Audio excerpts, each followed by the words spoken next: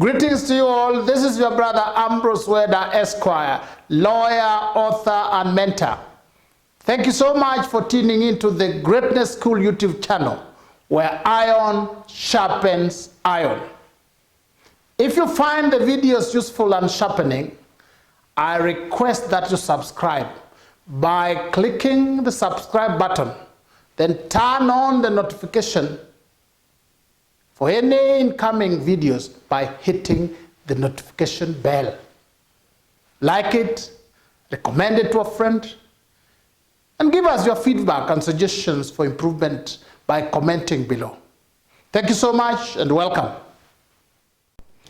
Welcome to part 2 of our professional ethics series on TECHNOSMART lawyering, ethical pitfalls while using technology.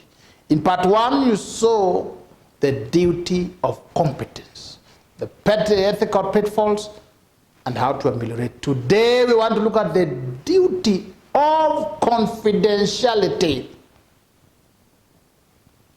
Confidentiality is the very foundation of the legal profession, the basis upon which a client can come and give you his or her story in full faith that you will not disclose it.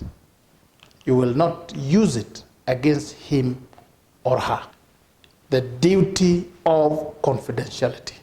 This is basically a duty to maintain a client's secrets and privacy. It's one of the most sacrosanct duties of a lawyer. It is the basis of what we call lawyer-client privilege. A lawyer is obliged to protect information exchange in the course of lawyer-client relationship. That information so received must not be used for the benefit of persons not authorized by the client. This is the duty that insulates conversations, discussions, and communication between lawyer and the client. It is only subject to very minimal exemptions under special conditions. This exchange of information remains the traditional foundation of lawyering.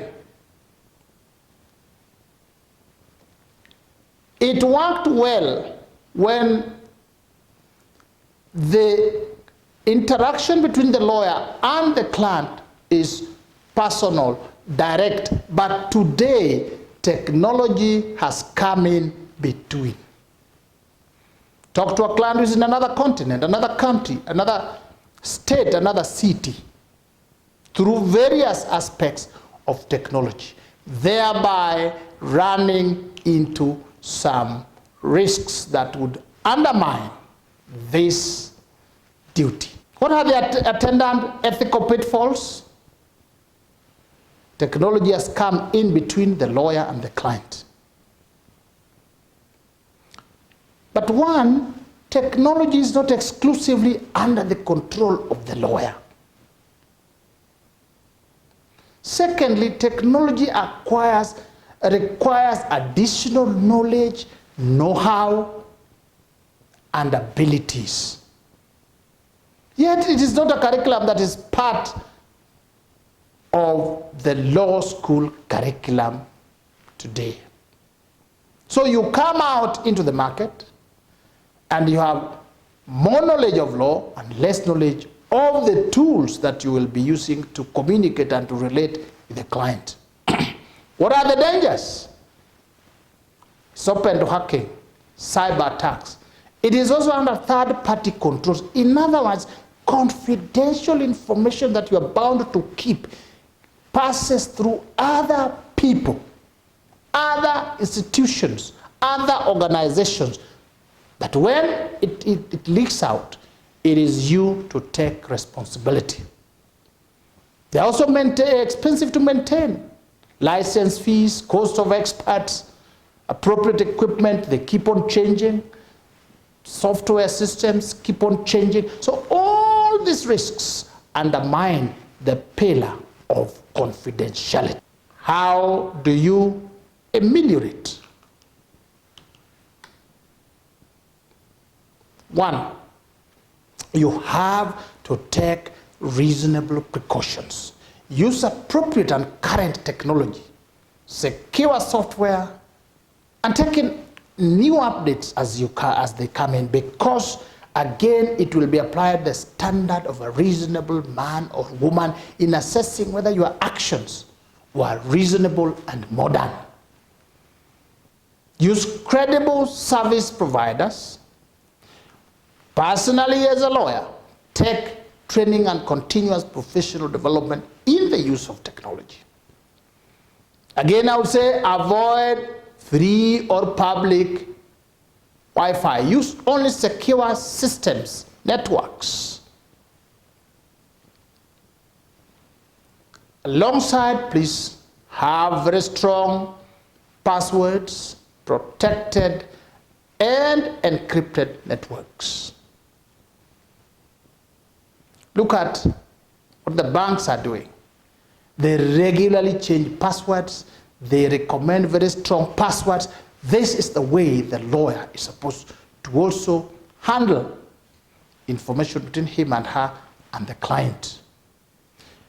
Beforehand, agree with the client on the modes to be used, the extent you are going to use technology, and what you are going to use technology to communicate, to deal with. There's some information, some secret, top secret information that require that you deal direct unless the client gives you permission. For instance, secret formulas. You can't just send them by email or through another channel that eventually, if it is leaked, you take responsibility. You must agree with the client beforehand. Use your good judgment. Good, careful judgment. And if in doubt, go for physical contact. Finally, do not mix client affairs with personal ones. Keep client issues separate and carefully secured. In conclusion, I would like to quote what Billy Graham said. Billy Graham is an American pastor, televangelist, and renowned evangelical Christian. He said, and I quote, "Confidentiality is the essence of being trusted." End of quote. Take it seriously because it is the pillar on which the lawyer-client relationship thrives.